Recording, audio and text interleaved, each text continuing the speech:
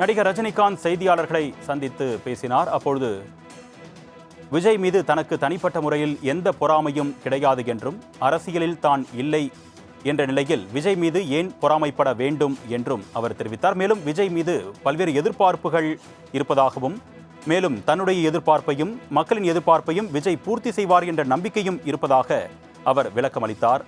அதேபோன்று தனக்கும் விஜய்க்கும் ஒரு தலைமுறை அளவுக்கு வித்தியாசம் இருப்பதாக அவர் தெரிவித்தார். விஜய்க்கு முதலமைச்சராக பொறுப்பேற்ற விஜய்க்கு 2 வருட காலமாவது அவகாசம் வழங்க வேண்டும் என்றும், ரசிகர்கள் பொறுப்புடன் நடந்து கொள்ள வேண்டும் என்றும் அவர் அறிவுரை வழங்கினார். ஒருவேளை ரசிகர்கள் பொறுப்புடன் நடந்து கொள்ளவில்லை என்றால் அது விஜய்க்கு தான் அவப்பெயரை ஏற்படுத்தும் என்ற வகையில் அவர் அறிவுரை வழங்கிய அந்த காட்சிகளை நாம் அண்மை செய்தியாக பார்த்துக் கொண்டிருக்கிறோம். இதுகுறித்து தொலைபேசி வாயிலாக தம்முடைய கருத்துக்களை பதிவு செய்ய நம்மிடையே இணைகிறார் மூத்த பத்திரிகையாளர் திரு கோடீஸ்வரன் அவர்கள். வணக்கம் திரு கோடீஸ்வரன். விஜய் மீது எனக்கு பொறாமை எதுவும் கிடையாது, அவர் மேல நம்பிக்கை தான் ஜாஸ்தியாக இருக்கு. அவர் ஜெயிச்சது ஒரு ஆச்சரியம் கலந்த சந்தோஷம் தான் அப்படின்னு ரஜினிகாந்த் சொல்லியிருக்காரு. உங்களுடைய பார்வை? நேயர்களுக்கு அன்பு வணக்கம்.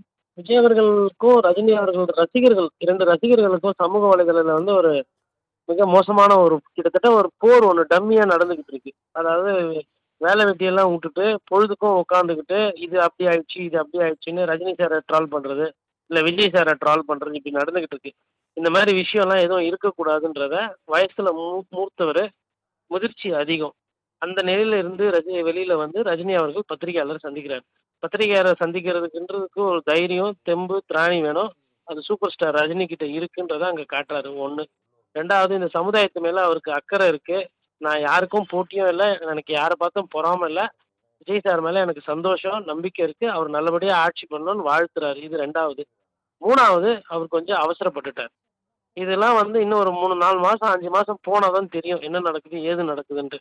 இவ்வளவு சீக்கிரமா இதெல்லாம் சரி செஞ்சு என்ன இதனால அரசியல் விஷயங்கள் என்ன நடக்க போகுது அப்படின்றது இப்ப என் போன்ற பத்திரிகையாளர்கள் என்னன்னா, பொதுவாக ஒரு ஆட்சிக்கு வந்தோன்னா 6 மாசத்துக்கு அவங்களை டிஸ்டர்ப் பண்ணக்கூடாது, அவங்களை ஃப்ரீயா விட்டுணும்னு நினைப்பேன். அப்பதான் அவங்க நல்லது பண்றாங்களா கெட்டது பண்றாங்களா, இல்லை அது மோசமா இருக்கா, இல்லை நல்லது நடக்குதான்னு தெரியும். பட் ரஜினி அவர்களுக்கு அவ்வளோ இந்த விஷயத்துல அவர் எனக்கு தெரிஞ்சு இதை அவர் அதாவது சமுதாய அக்கறை இருக்கு, அந்த அக்கறையில அவர் சொல்லியிருக்காரு. பட் இது சொல்லும் போது என்ன ஆயிடும்னா, ஒரு சில தவறு பண்றாங்க இல்லைங்களா, அவங்கள திருத்திக்குவாங்க. எனக்கு தெரிஞ்சு தவறு நல்லா செஞ்சுட்டு ஏடா கூடமா போய் மாட்டினதுக்கு அப்புறம் தான் ஒரு சில பேருக்கு தெளிவு தெரியும். ஏன்னா இன்னைக்கு சமுதாயத்துல என்ன நடக்குதுன்னா, எது எடு வாட்ஸ்அப்பு, செல்போனு, இன்ஸ்டா இப்படி போயிட்டு இருக்குது. இது ஒரு வார்த்தையில சொல்லி 2 பேர் பேசி இது பண்ணக்கூடாது. இது இன்னும் அதாவது இப்ப இன்னைக்கு இருக்கிற இளைய தலைமுறைகளுக்கு அரசியல்னா என்னன்னு தெரியறது இல்ல, எப்படி பேசணுன்றது தெரியல, என்ன பண்பாடு ஒண்ணுமே புரிய மாட்டேது. ரஜினி அவர்கள் அவங்களுக்கு கிளாஸ் எடுக்கிறாரு. அதை எந்த அளவுக்கு அவங்களுக்கு புரியும்னு எனக்கு தெரியல. கோடீஸ்வரன், இப்போ நான் அரசியலுக்கு வருவதில்லைன்னு ஒதுங்கிட்டேன், ஒருவேளை நான் அரசியலுக்கு வந்திருந்தால் 100% வென்றிருப்பேன் அப்படின்ற அந்த வார்த்தைகளை நம்ம எப்படி புரிஞ்சுக்கலாம்? பட் அது காலதாமதம் ஆகி போச்சு. இதுக்கப்புறம் நம்ம வந்திருந்தா வென்றிருப்பேன் அப்படின்றதெல்லாம் நம்ம யூகம் சொல்ல முடியாது. விஜய் அவர்கள் வந்தார், வெற்றி பெற்றார், அதுதான் யதார்த்தம். பட் இங்க என்ன பிரச்சனைனா, விஜய் அவர்கள் உழைக்காமலே வந்துட்டாரு, அதுதான் உண்மை. இன்னொரு காணொலியில கூட ஒரு சகோதரி என்ன கேள்வி கேட்கும்போது எனக்கு சட்டுன்னு அப்பனா வெறும் இன்ஸ்டாவை வச்சு வாட்ஸ்அப்ல தான் வந்தாரா அப்படின்னு கேட்டாமா இன்னொரு பத்திரிகையாளர் சகோதரி. இப்ப நான் சொன்னேன், அப்பனா 214 தொகுதி அவர் போயின்னா பிரச்சாரம் பண்ணியா வெற்றி பெற்றாரு, இல்ல வேட்பாளர் அறிமுகப்படுத்தி வெற்றி பெற்றாரா, கொள்கை பேசி வெற்றி பெற்றாரா? இது முழுக்க முழுக்க செல்போனுடைய தாக்கம், அதுல அவர் ஜெயிச்சிருக்கிறாருன்றதுதான் யதார்த்தம். நான் அவர் ஜெயிக்கல அப்படின்றது யதார்த்தம் கிடையாது. என்ன புரிஞ்சுக்கணும் அப்படின்னா, மக்கள் ஒரு மாற்றத்தை விரும்பி இருக்கிறாங்க, ஓட்டு போட்டிருக்காங்க. பட் இது ஆர்கானிக்கா நடந்திருக்கா?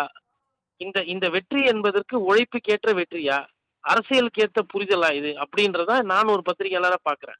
இப்படி பார்க்கும்போது ரஜினி அவர்கள் இது ஒரு நல்ல முயற்சி, வரவேற்கத்தக்க முயற்சி. இதுக்கப்புறம் இது பண்ண வேண்டாம். ஏன்னா ரஜினியை பொறுத்தவரையிலும், அவரை பொறுத்தவரையிலும் இன்னொரு விஷயங்க, எல்லா பெரிய மனுஷங்க கூட அவர் பழகுவார்.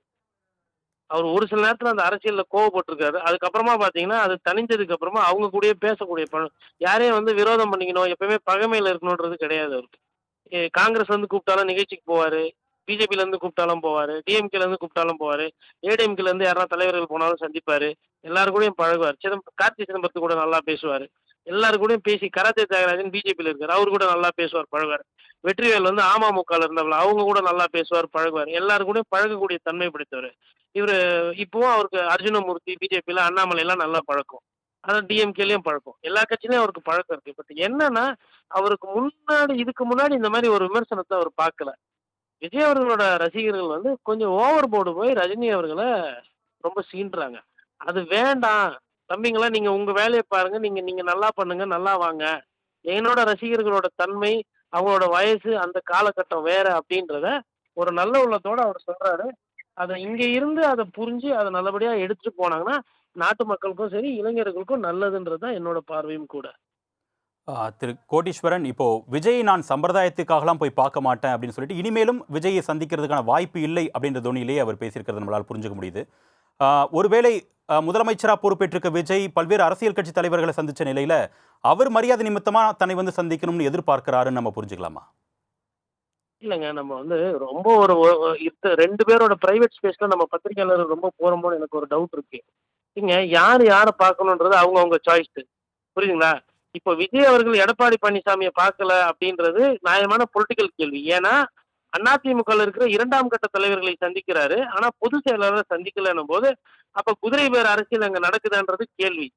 இப்ப விஜய் அவர்கள் வந்து கமல பார்க்குறாரு, ரஜினிய பார்க்குறாரு, கார்த்திக் சார பிரபு சார பார்க்குறாருன்னா, அது அவரோட சாய்ஸ். ஏன்னா, இவர்கள்லாம் நடிகர்கள், அரசியல்வாதிகள் அல்ல. அது வேற. இப்போ இது வந்து விஜய்க்கு முதலமைச்சரா இருக்கிறோம். நம்ம போய் எதுக்கு ரஜினி சார பார்க்கணும்? அவருக்கு ஒரு இஷ்டம். ரஜினி சாருக்கு நான் எதுக்கு போய் விஜய் சார பார்க்கணும்? அவருக்கு ஒரு ஒரு நோக்கம். இது இது இதுக்குள்ள போறத விட, அவரு சொன்ன அந்த அந்த கருத்து இருக்கு இல்லைங்களா? சண்டை இருக்கக்கூடாது, சமாதானம் இருக்கணும்னு. அதுதான் நாட்டு மக்களுக்கு செய்தி. அதுதான் இளைஞர்களுக்கு ஒரு நல்ல செய்தி. ஆனா அதோட ஒண்டி அத பார்க்குறாங்க. அதை தாண்டி வந்து யார் யார போய் பார்க்கிறது, யார் பெரிய ஆளு அப்படின்றது கிடையாது. தொலைபேசி வாயிலாக உங்களுடைய கருத்துக்களை பதிவு செஞ்சதுக்கு மிக்க நன்றி திரு கோடீஸ்வரன்.